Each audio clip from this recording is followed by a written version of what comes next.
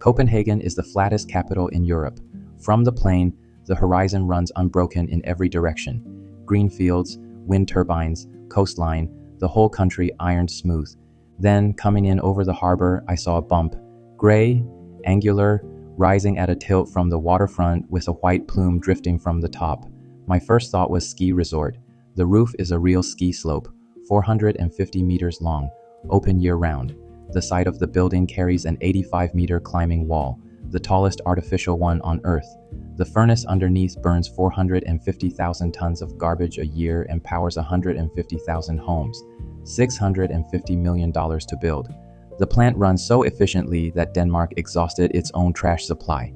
So the city imports waste from England and Germany to keep it fed. A city that announced plans to become the world's first carbon-neutral capital imports foreign garbage to run its ski slope. Welcome to Zenith Massif. You can think of us as a concierge for new perspectives, the stories and adventures hidden in plain sight, and the kind of unrefined taste that doubles as an investment. Today, Copenhagen.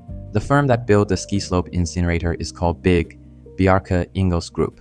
Bjarke Ingels is Danish, born 1974. As a kid, he wanted to draw comics. He ended up in architecture, but the comics brain never left. He published his firm's manifesto as an architectural comic strip. The title, a 4-word wink at Mies van der Rohe, yes is more. After school, he went to OMA in Rotterdam, Rem Koolhaas's office, the firm behind the CCTV tower in Beijing. Then he came back and opened big in 2001. He was 27. What makes Ingels singular is the explaining, not the building. He can take any idea, however strange, and walk you through a chain of logic so clean that by the end you're thinking, obviously, how else? There's a TED Talk where he starts with a zoning constraint on a housing block and, step by step, arrives at a mountain-shaped building with a ski slope down the side. You genuinely can't tell if he's a great architect or a great salesman. The honest answer is both. Big grew fast, unusually fast for a field where the conventional path takes decades of small residential work before anyone trusts you with something large. Ingels skipped it. He went early for dense, multi-hundred-unit mixed-use developments, the kind developers fund. And he figured out something most design-led firms never crack: how to make a developer believe the most ambitious design is also the most profitable one. The portfolio went global quickly. Google's campus in California, a pyramid-shaped residential tower on the Hudson, the Lego house in Billund, production design for Westworld, a small Danish firm that made itself readable to the whole world by refusing to make anything that looked like it needed explaining. One early project is worth slowing down for. 8 House, completed 2010 in a new district south of Copenhagen called Orestad. From above, the building traces a figure 8 on its side. Residences and offices mixed together, green roofs, retail at street level, light courts through the middle. The real move is a pedestrian ramp that spirals from the street all the way to the 10th floor. The city opens on one side as you climb. On the other side, you're passing windows. Danish people rarely use curtains. A few apartments were entirely transparent. Living rooms, bookshelves, someone's dinner. The light in every unit was identical. Clean, warm, unhurried. Wood furniture, plants. Not one apartment looked stressed. 8 House won the World Architecture Festival's Building of the Year in 2011. But what the award doesn't capture is the actual gesture. A private residential building that gave its most valuable asset, the rooftop view, to any stranger who felt like climbing up. In most cities, that logic doesn't survive contact with a balance sheet. That ramp is also where I understood, specifically and concretely, what the words Nordic design actually mean. Start with color. Off-white, but carrying gray, carrying warmth, anchored by wood in its natural tones. Light oak, ash. Denmark's winters go dark at 4 in the afternoon. Light is a resource. Interiors are built to catch it, multiply it, keep it. The palette is a climatic response, not an aesthetic preference. Then materials. Wood, leather, wool, brass, things that age well. Better, in fact, than when new. Danish furniture is designed to outlive you. Buying a chair is a long-term decision. Arne Jacobsen's Series 7 is probably the most counterfeited chair in history. The knockoff count globally dwarfs legitimate production by orders of magnitude. Hans Wegner's wishbone chair has been in continuous production since 1950 because there is nothing left to improve. Poul Henningsen's pH lamp, every shade angled so you can look directly at the bulb without squinting. The companies making these things, Fritz Hansen, Carl Hansen, and son, Louis Poulsen, are all still running, none of them chasing trends. Behind all of it is a word that doesn't translate, hygge, roughly huga. The English reflex is coziness, but that's too soft. Hygge is closer to the deliberate arrangement of light, warmth, material, and company into a state where people want to stay. 3 candles, a wool blanket, a warm drink, a friend, snow outside, that's it. Nordic design is what happens when you try to make that feeling manufacturable. And here is where the welfare state entered the same sentence as the furniture. Denmark has one of the highest income tax rates on earth. Between all levies, you can surrender more than half. The society accepts this because what comes back is free healthcare, free university, a student stipend, and unemployment protection that actually protects. The philosophy behind that system and the philosophy behind the wishbone chair are the same. Make a good basic life available to everyone. Dignity for most, not luxury for a few. The ski slope on the wasteland is free to hike. The harbor pool, Havnebadet, a harbor so polluted for decades nobody went near it, cleaned up over 20 years of sustained effort, charges nothing. The city's best things aren't behind a rope, but Copenhagen is not a utopia, and treating it as one would be sloppy. The Jante Law, Janteloven, an unwritten Nordic social code articulated by the Danish-Norwegian author Axel Sandemos in 1933. Don't think you're better than anyone else. Don't act special. Don't imagine you matter more than the group. It produces a remarkably equal, low-anxiety society. It also makes the most ambitious people, the ones with the burning personal ego that creates outliers, feel the walls closing in. Many of them leave. London, New York, places where individual ambition isn't a social liability. A society optimized for collective well-being has a lower ceiling for individual maximalism. That's the design. Copenhagen chose the floor over the ceiling. Most cities choose neither. I got into the city's interior layer because a friend works at Big. He was in a deadline when I arrived, barely time to stand at the office entrance, so he gave me a list. Fast, verbal, me typing on my phone trying to keep up. That list became the skeleton of the rest of the trip. Swim in the harbor pool. There's an outdoor food market called Reffen, the contemporary art museum on that same island. For bread, Hart Bageri, Bageri Brød, Lila, and ride a bike, don't walk. The island Reffen sits on was once Copenhagen's largest shipyard. For over a century, it was the industrial core of the country. Thousands of workers, ocean-going vessels, the whole weight of Danish manufacturing on one peninsula. The industry collapsed. The shipyard closed. The island went empty and forgotten for decades. Then it slowly grew something new. Artists came first, drawn by cheap rent and high ceilings. Restaurants followed, then bars, then a market. Reffen is now an outdoor food hall, dozens of stalls between old factory buildings, harbor wind constant, food from everywhere. Next to it, the Copenhagen Contemporary Art Museum occupies a former welding workshop. A vast, column-free industrial space built for work too large for conventional galleries. And then there's Alchemist, hidden in an old warehouse on the same island, almost no signage. A meal runs several hours, 50-plus courses. The central dining room is a full dome, and partway through the meal the dome becomes a projection surface, stars, ocean, or something deliberately unsettling, keyed to whatever is being served. Not really a restaurant, a sensory environment that serves food, nearly impossible to book. Almost everyone who manages it says the same thing afterward. That was not a dinner. The cheapest street food and the hardest table in the world. On the same derelict industrial island, Copenhagen rarely tears things down. The shipyard became a market. The welding shop became a museum. My friend was right, don't walk. Copenhagen has been literally redesigned around the bicycle. In the city center, cyclists outnumber cars. On a weekday morning, the lanes carry suits, dresses, parents with children front and back, people in their 70s moving at their own pace. No weaving, no aggression. Everyone knows where they are. Over 500 kilometers of dedicated cycling infrastructure citywide. The city tracks total kilometers cycled versus driven annually. The cyclists have been winning for years. That's 50 years of persistent policy. Dedicated lanes, signals, bridges, treating the bicycle as primary transport. The route worth doing. Start in the center, follow the harbor north, cross the cycle slangen, the cycle snake, an elevated orange bridge with a beautiful arc, another big project, continue along the water to Nyhavn, where the 17th century townhouses are red and yellow and blue and ochre, wooden boats along the canal, cafe chairs at the waterline. Keep going north to the Little Mermaid, wind the whole way, sea on the left, about an hour. In Denmark, cycling is commuting. Women in heels cycle, men in suits cycle, 80-year-olds cycle. A system that genuinely changes how a city moves is built over decades, not announced by a new mayor. The bread. Danish pastry exists in corrupted form everywhere. Dry airport croissants, rubbery supermarket danishes, the category debased past recognition. In Denmark, it's a different thing entirely.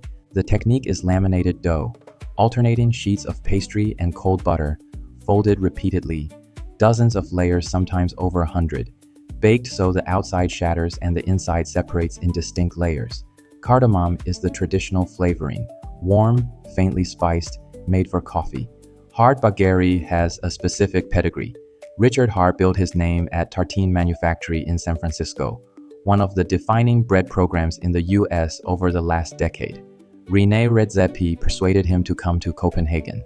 They opened Hard baguette together in 2018. The result is a bakery with Noma's intellectual DNA. The same obsession with fermentation, sourcing, the conviction that a piece of bread should have a point of view. I stood in line one morning, short, bought a cardamom roll and a croissant, ate both on the sidewalk. The croissant's layers were past counting. The butter flavor was there without tipping into richness. The quality that comes from doing one thing until you run out of ways to improve it. Baguette bread sourdough is heavy and direct. The wheat comes through without decoration. Lille's pastry roll has a coarse sugar crust that caramelizes at the edges. I went back to all three more than once. North of the city, by 20 minutes on the train, there's a Royal Deer Park, Dyer Haven, a UNESCO World Heritage Site, where over 2,000 deer move freely through old-growth forest. Inside the forest is the oldest amusement park in the world. It's called Bakken. In 1583, a woman named Kirsten Peel found a natural spring in these woods. Copenhagen's city water at the time was contaminated. Drinking it made you sick, so word spread and people started making the trip for clean water. Where people gathered, entertainers followed. Sellers, performers, tricksters. The spring acquired an audience, and the audience acquired a park. Bakken is still running. Free to enter. It predates Tivoli, the famous park in the city center, by 200 years. Inside, there's a wooden roller coaster from 1932, still operating. A ghost train, old-fashioned, slightly tacky, the kind where the things that jump out are crude enough that you laugh at yourself for flinching. The tracks creak. The forest is 400 years old. Something about that combination, old ride, older trees, the legend of the spring, produces a sense of time that nothing built new can replicate. On the way back into the city, along the northern harbor, you'll pass a small bronze figure sitting on a rock. The Little Mermaid is about 125 centimeters tall, base included, slightly shorter than an average 10-year-old, the most famous landmark in Denmark. And almost everyone who sees it for the first time says the same thing. It's so small. Installed in 1913. The sculptor was Edvard Eriksson. The patron was Carl Jacobsen, son of the Carlsberg founder. He saw a ballet based on Andersen's fairy tale, fell in love with the lead dancer's performance as the mermaid, and commissioned a bronze likeness to give the city. Andersen himself lived nearby, in the row of townhouses along Nyhavn, several different addresses over the years, all within the same few blocks of water. The Little Mermaid was written in those rooms, looking out at that harbor. So were Thumbelina, the emperor's new clothes, and the Snow Queen. The statue has been vandalized repeatedly. The head sawed off twice, an arm once, doused in paint. Each time the city repaired it and put it back. A small, unimposing bronze figure keeps being chosen as the surface onto which people project a statement, which has made it, inadvertently, far more significant than it would have been left alone. A city that builds ski slopes on its incinerator chose as its most famous landmark something small, quiet, and easy to miss. This is the right moment to talk about the man who wrote her. Hans Christian Andersen, born 1805 in Odense. His father was a cobbler. His mother washed other people's laundry. They lived in one room. His father worked there too. When Andersen was 11, his father died. Circumstances got harder. He was tall, awkward, physically uncoordinated. His voice was strange, the kind of child who never fit anywhere. Not the class he came from, not the one he wanted. At 14, he left Odense alone. 13 Riksdollars. He went to Copenhagen to become famous. Actor, singer, dancer, something on stage. He auditioned at the Royal Theatre, rejected. An untrained, uneducated provincial boy with no connections. One board member, Jonas Collin, saw something. Collin arranged for the boy to attend grammar school. Andersen sat in classrooms with students years younger. It was humiliating in ways he documented carefully. He got through it. Then he started writing fairy tales. The Ugly Duckling, mocked and rejected, turns out to be a swan, is a self-portrait. The Little Match Girl, freezing to death alone on Christmas Eve, is drawn from his direct memory of poverty. The Little Mermaid, who gives up her voice, her form, her life for a love that doesn't come back, is the story of a man who fell in love repeatedly and was never loved back in kind. Andersen never married. His diaries record a person who, even after global fame, remained privately lonely. His fairy tales are dark because they're not written for children. They're written by someone who climbed out of poverty and never quite stopped being shaped by it, who encoded his biography into stories that look, on the surface, like bedtime reading. One detail that tells you everything. After he became famous, Andersen traveled to England to visit his hero Dickens. He planned to stay a few days. He stayed 5 weeks. The visit nearly destroyed the Dickens household. When Andersen finally left, Dickens put a note on the mirror in the guest room. It read, "Hans Christian Andersen slept in this room for 5 weeks, which seemed to the family like ages." Fame didn't fix what was fundamental.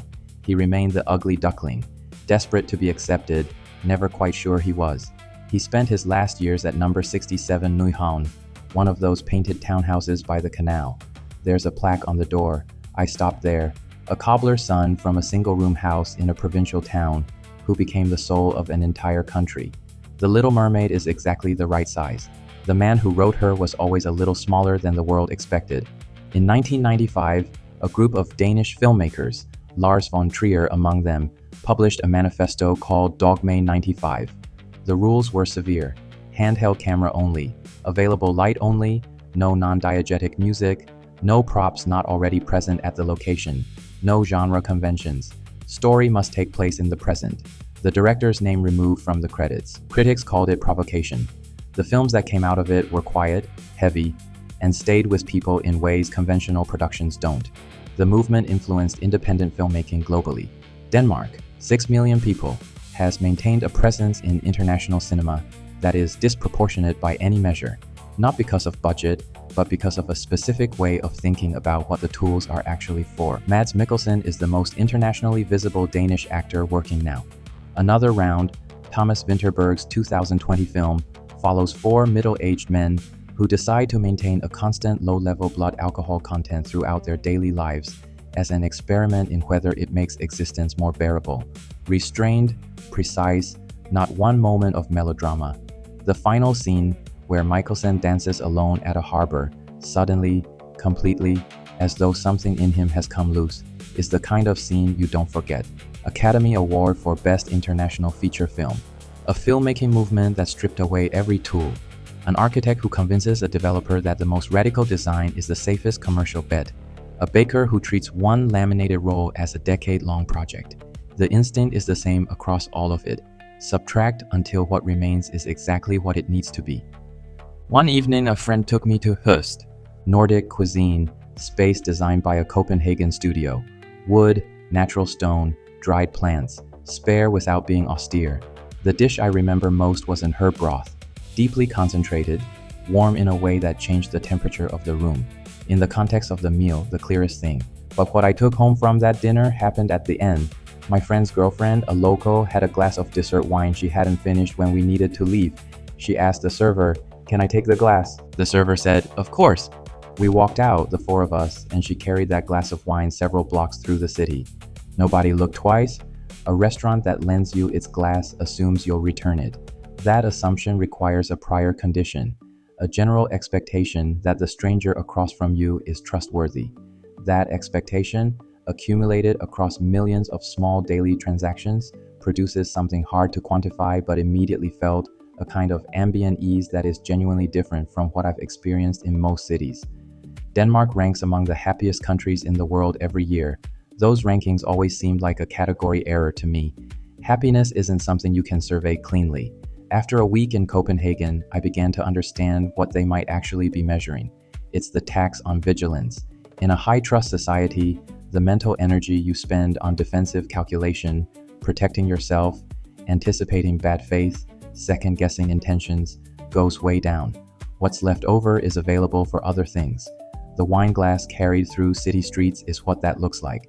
Denmark's national dish is smørrebrød, an open-faced rye bread sandwich. The base is rugbrød, dark rye, dense, slightly sour, the bread Danish children eat from infancy and keep eating their whole lives. On top, pickled herring, poached shrimp, smoked salmon, thin-sliced roast beef, boiled egg, dill, pickled cucumber, crispy onion, remoulade. The origin is practical. Workers' lunch, bread that kept well, topped with whatever was left from the night before. The craft version, color, balance, precision in layering, came much later. I went to Selma, a contemporary version served alongside natural wine. Each piece arrived individually. The calibration was exact. The acid, fat, salt, and texture on each slice had been thought through. A piece of bread, at its best, is a small argument. A word about Noma, because no account of Copenhagen's food is complete without it. René Redzepi opened in 2003. Noma has held the #1 spot on the world's 50 best restaurants list 4 separate times. But the ranking isn't the point. The point is what it did to everyone else. Before Noma, the global language of fine dining was French. Redzepi ignored it. He worked only with what the Nordic landscape produced. Wild herbs, seaweed, moss, berries, fermented and foraged things. His team gathered themselves from the coastline and the forest. The early reception included real skepticism. High-end cuisine from a cold country with thin soil and no culinary tradition seemed like a contradiction. He won. New Nordic became a global movement. Chefs in Paris, Tokyo, and New York started asking the same question. What does the ground under my kitchen actually grow? One restaurant in a place with nothing on its culinary resume changed the question the entire industry was asking by committing to a single, very specific idea. In 2024, Noma announced it would close its conventional restaurant format and become a food research laboratory with occasional pop-ups. Redzepi's explanation was direct.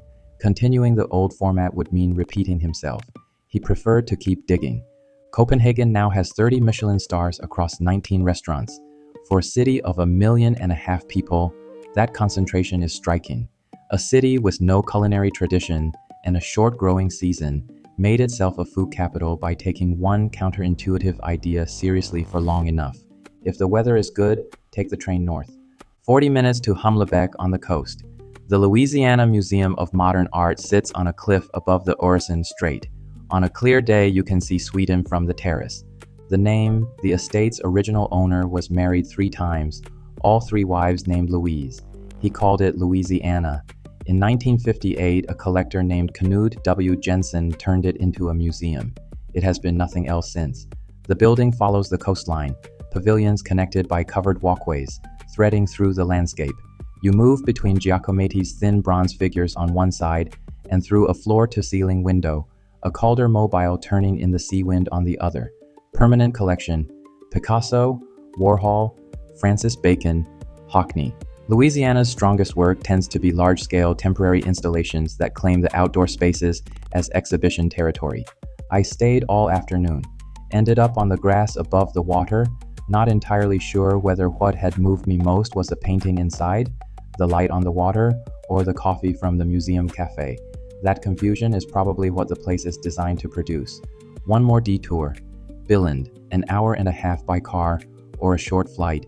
A town of a few thousand people on the Jutland Peninsula that has built its entire existence around one product. Lego is the largest toy company in the world. The Kirk Christiansen family that owns it has an estimated fortune north of 20 billion. The current stud and tube system was patented in 1958 and has not changed. A brick made that year fits perfectly with one made yesterday. The dimensional tolerance, the precision required for the clutch force, that satisfying resistance when 2 pieces lock, is measured in fractions of a millimeter. More than 40 billion bricks produced annually, everyone held to the same specification. This was nearly gone. In the early 2000s, LEGO expanded aggressively away from the brick. Theme parks, clothing, video games, television. Every new line bled cash. By 2003, the company carried roughly $800 million in debt and was burning through about $1 million a day. Revenue down 30% in 2 years. In 2004, a 35-year-old former McKinsey consultant named Jürgen Vig Knudstorp became CEO, first non-family member ever. He cut the product line from 13,000 SKUs to 7,000, sold the theme parks, closed the in-house game studio, eliminated everything that wasn't the brick, and forced the company back to the one thing it knew how to do better than anyone.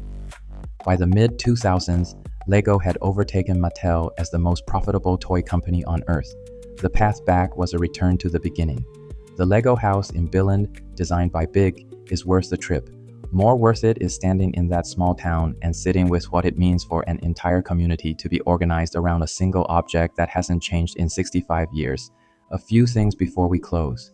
In the city, Amalienborg, the royal residence, 4 identical Rococo palaces around an octagonal plaza, changing of the guard at noon, bearskin hats, full seriousness. Nearby, Rosenborg Castle has the Danish crown jewels, the actual crown under glass, lit properly. Nyhavn's townhouses were painted in bright colors for a practical reason. Sailors returning in fog or failing light needed to identify their buildings from the water. The visual signal was functional before it was decorative. Tivoli opened in 1843, still running. Walt Disney visited before building Disneyland, the original character largely intact. For accommodation, Nim Hotel, inside Tivoli, a Moorish building with a restrained interior. When to come? Summer, daylight to 10 in the evening, the harbor pool open, tables outside, the city at its most relaxed. But come in winter once. The dark and cold make things legible that the summer version doesn't show you. You understand what the pH lamp is actually solving. You understand why the bread matters. You feel what Hygge is from the inside rather than reading about it. Back to where this started.